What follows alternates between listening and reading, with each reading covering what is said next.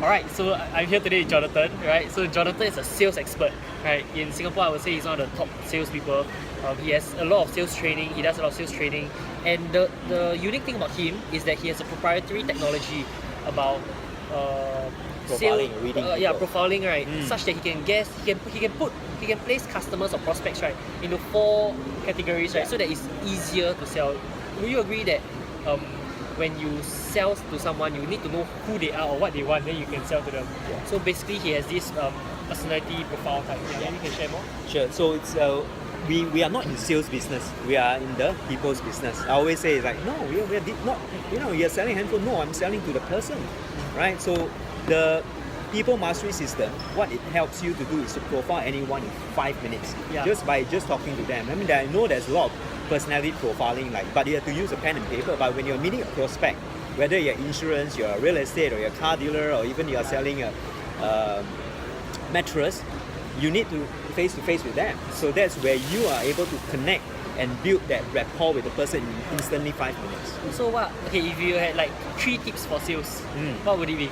Okay, so it's like the 3 tips. Number 1, understand the way the person is, the language that they use. Number 2, the way they dress. And number 3, why they do what they do. And then from there, you know how to connect with the person such that you are able to understand. Because we only buy from people that we trust. True. Isn't that true? Yeah. We buy from people that we like. Yeah. But at the same time, every one of us is different. Yeah. And when you know the type that you're talking to, Yeah. you are in a way putting on a different Correct. language that you can connect with the person. Do you know why Jonathan is such a good salesperson? Because I just asked him that question off the cuff, like what are the 3 tips they had? And off the cuff, right, he just straight away came up with, because he's truly a trainer and he has been doing this business for quite a while. So why, like, how do you, okay, for someone who's just starting out, right, which industry would you recommend to do sales in, or would you recommend sales as the first job that everyone? Because for me, I think that every business is a sales business. That's right? There's no business that has no sales involved. And the first skill that everyone should learn is sales. That's right. I always believe that, That's right. And every entrepreneur is first a salesman, then only an entrepreneur. Right. That's right. And salespeople is all about knowing how to tell the right stories, etc. So what do you think, right? Like, do you agree with that? Like, sales is very important to you. It's like what my mentor Robert Kiyosaki always says. Sales is the number 1 skill in any business. So if you want to succeed as an entrepreneur or a salesperson or a business owner, sales is the number 1 skills. Yeah, so that's where it all boils down to about connection. So you're also an entrepreneur, right? So Yes. how will you share that? How can you get into entrepreneurship? Or how can someone, maybe he just graduated from uni, right? So what's the best way that he can get into entrepreneurship?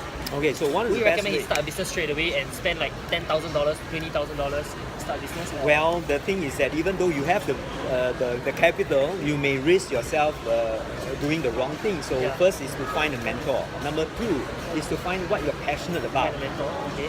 What you're passionate about. Mentor meaning the person that has already done something. Yeah. Right. So like you're a great mentor for people that is in Facebook marketing, in the area of social media. You want to find a mentor that can teach you what they have done. Yeah. Someone that's already achieved $1 million. You want to be a millionaire? Go and learn from Millionaire. Yes. Right? And this one is a passion. What you're passionate about, what it truly is about bringing coffee, making coffee, or it's about creating health. Correct. Health, and that's where you want to go from there and then start on a part-time basis. So a lot of people talk about like doing a business that is based around your passion, correct? But some people believe in that, some people don't. Alright, I kind of fall into the half side. Okay. I feel that don't do a business, right, that is your passion. Do a business to find your freedom and then go and pursue your passion. For example, I love pool. I love to play pool. Yes. But it's just that as a professional pool player, I'm not going to make a lot of money. Even the top pool players, right, they are making like maybe $100,000 a year, or they have to win a world competition, then they win $100,000, which a basketballer or a golf player, right, will make at that kind of level. They'll make millions of dollars, which is why I won't get paid playing pool. Even if I set up a pool hall, it's not very, very profitable. So I wouldn't recommend doing pool as a business. I would recommend doing a business and then playing pool as a passion. Yeah. So what do you think about it? Is it always do what you're passionate about, or? Well, it's about fine tuning it. It's always about what Buckminster Fuller say, it's about the precession. Precession, Yeah. the theory of precession. The law of meaning, precession, Yeah, the law yes. of precession is like the bee is actually going to collect honey, right? Correct. But in the process, it's actually fertilizing all the other pollination, Correct. right? So what is it that you are going such that from Correct. there you also can be having Correct. money coming in Correct. while pursuing your passion Correct. or pursuing your work. Yeah. So I would say to make it very clear, I would say that the Japanese have this thing called ikigai, Ikigai, right? Yeah. Where what you're passionate about is what you're good at, is what the world needs, and is what will make you money. Correct. This is when you have ikigai.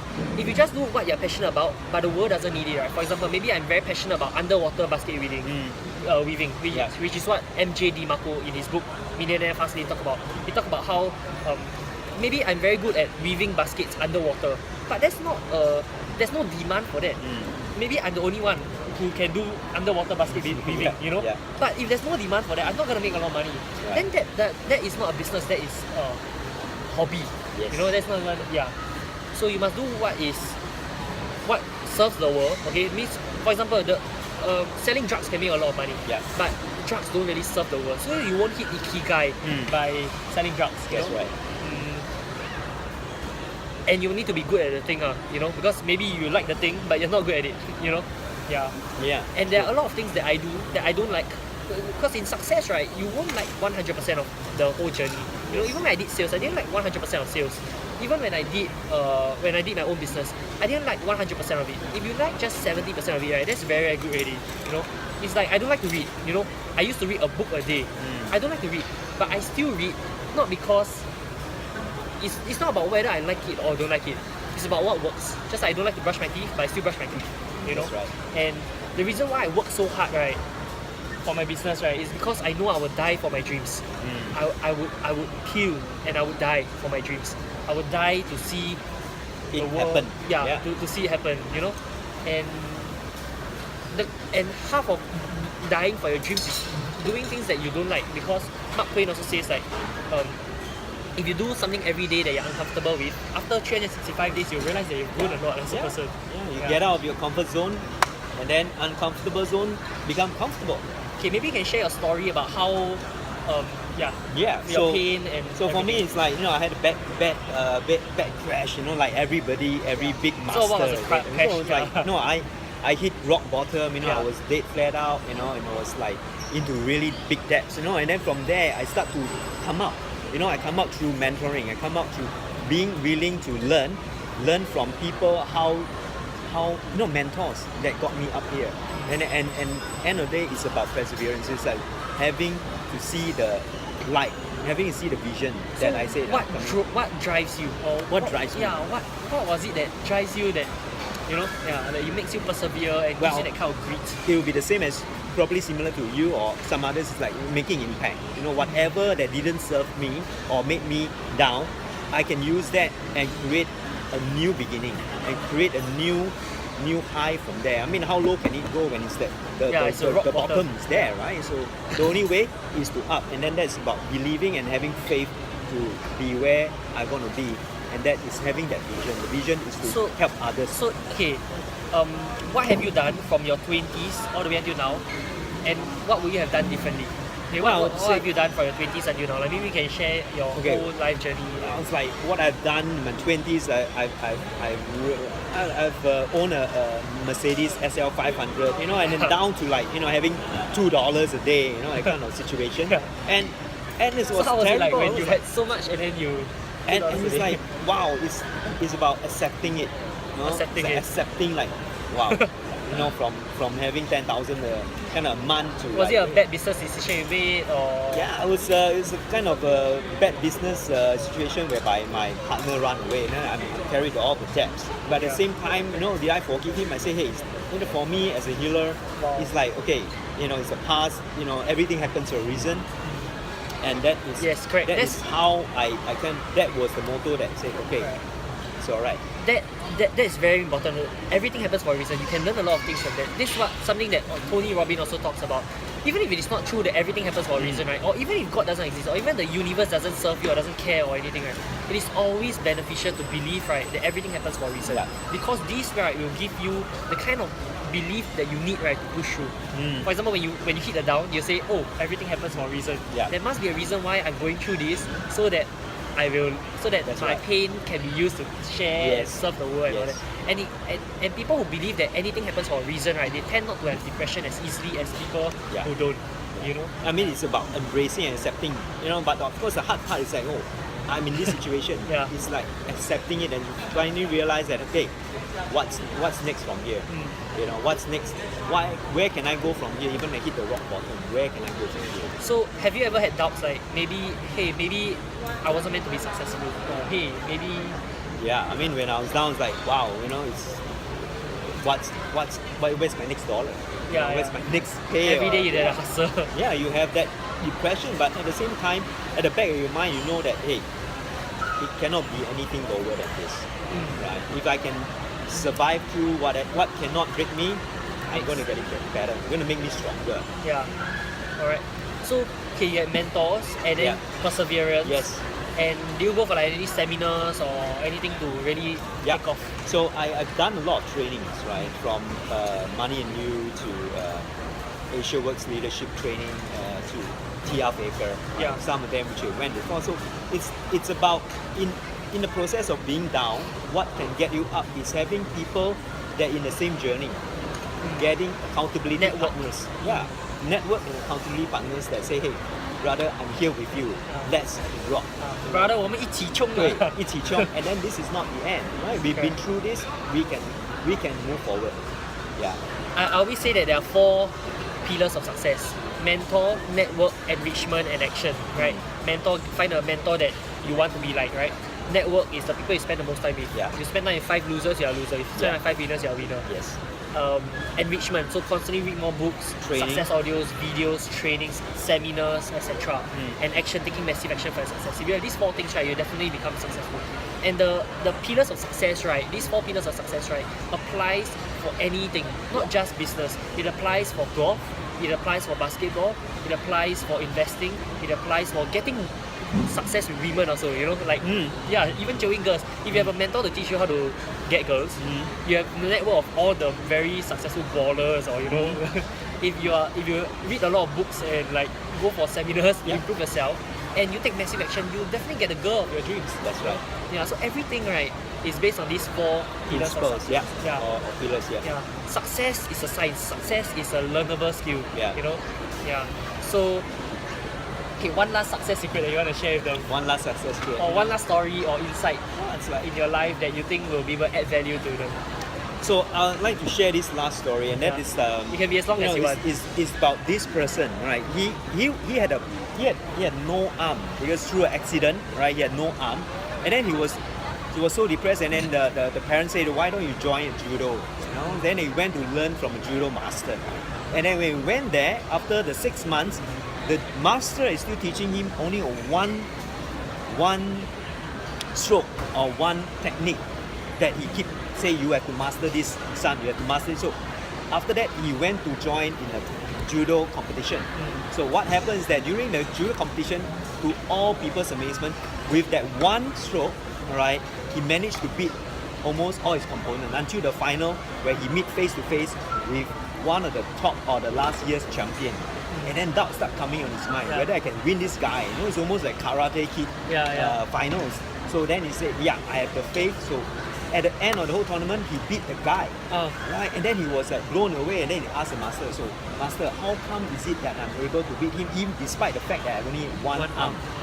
So he said, yes, that is because there's 2 things. Number 1, right, that stroke is able to overcome the way this person, the champion's weakness. And number 2, because he cannot grab the other arm, he got no arm to grab.